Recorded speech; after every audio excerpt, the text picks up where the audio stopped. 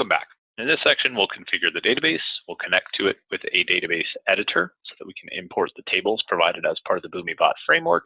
And then we will redirect the configuration values in the SQL service that came along with the flows you imported to point to the new database. So for my AWS Management Console, I am going to search for RDS. One thing to note, if you did have to switch to the Northern Virginia or another region for the Lex portion, you're likely still in it, and you would need to switch back to find your databases. So for example, I'm in the central US, and it connected me out of the box to US East 2, also known as Ohio. So I need to switch back over to that one to find my database. And I'm going to search RDS.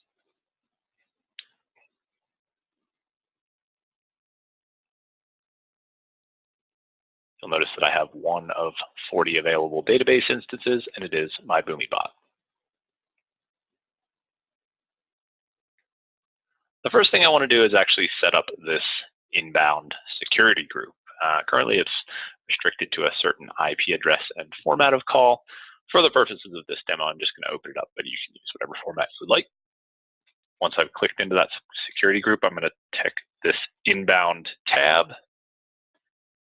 And I'm going to edit that to be, in this case, all traffic from 0.0.0.0 to 0.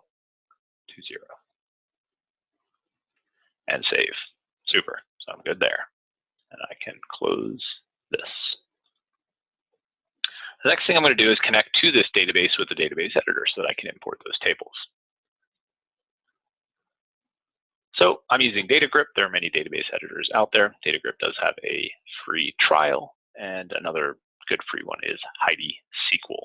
So here I'm going to hit the little plus sign to create a new data source. I'm going to use MySQL, and that's what the table import is set up for. I'll give it a name.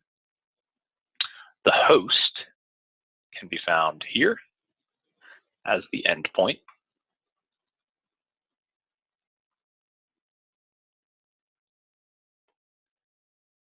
The database is this database name column. The user, if you're familiar with RDS, has actually recently moved. It's in a set of tabs. So you're going to go over to configuration, and it is, in my case, BumiBot master.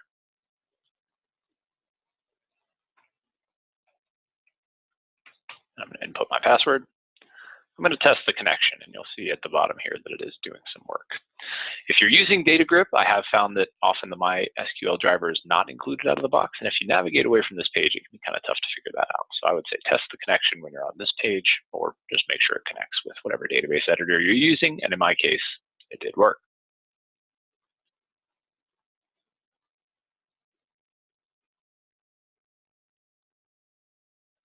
As you can see, it's doing some work. While that's syncing, I'm going to pull my kit back up. The createdatabase.sql file is the one that we want, and that's how we're going to import these tables.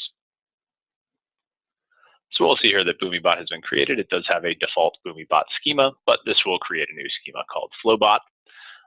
On DataGrip, I'm going to right-click and say Open Console, and then I'm going to select all over here and copy this in.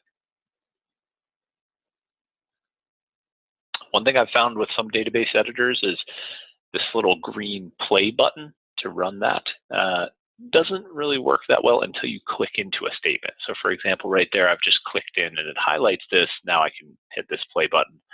With DataGrip, when I do hit that, it lets me choose between either running that single statement or running all of the statements. And I want to run all 5.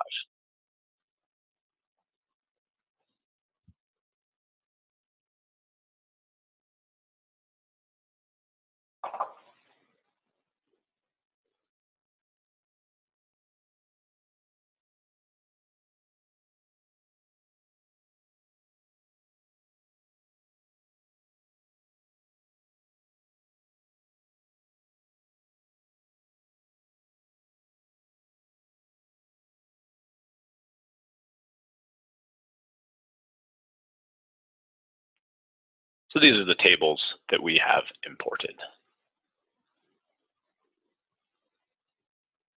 Super. In the next couple minutes, we're actually going to point our Flow SQL service at this same database. So if I open my Flow tenant back up,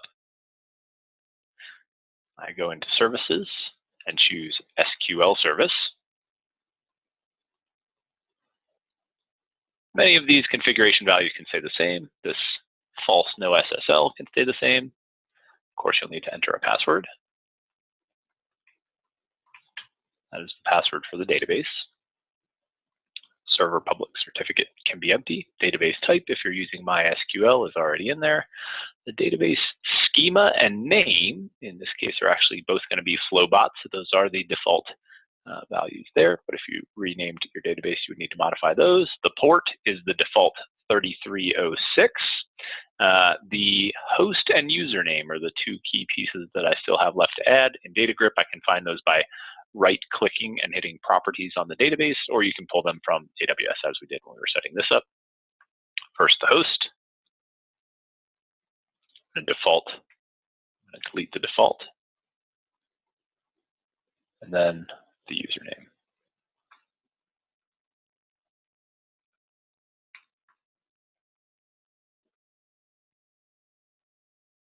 At this point, as I mentioned, you can typically save the service and you don't need to hit update, but this does provide a very good teachable moment because you'll notice that Chrome has auto-populated my username and password here. This will actually cause this to throw an error. The username and password, while poorly named and described here, that should be the username and token from your Atom base URL when you're specifically connecting to an AtomSphere endpoint.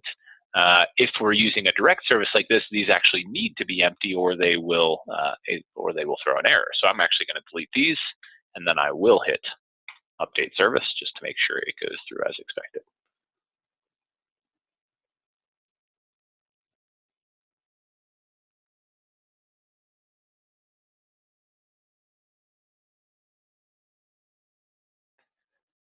Glorious. In the next section, we're going to create and manage some of the dynamic responses.